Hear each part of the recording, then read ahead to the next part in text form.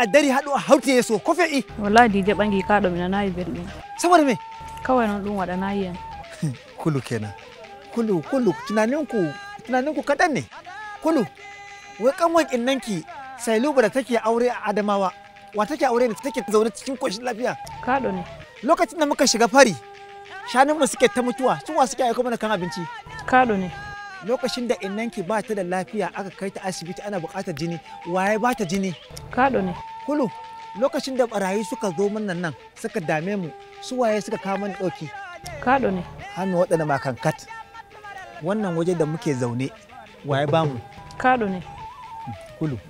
to yanzu kulu ashe duk wannan abun da kaɗo ya yi mana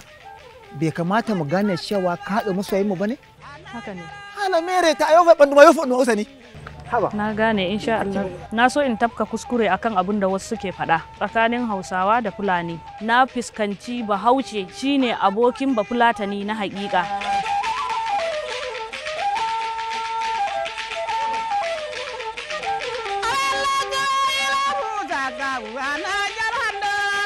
Jurawo di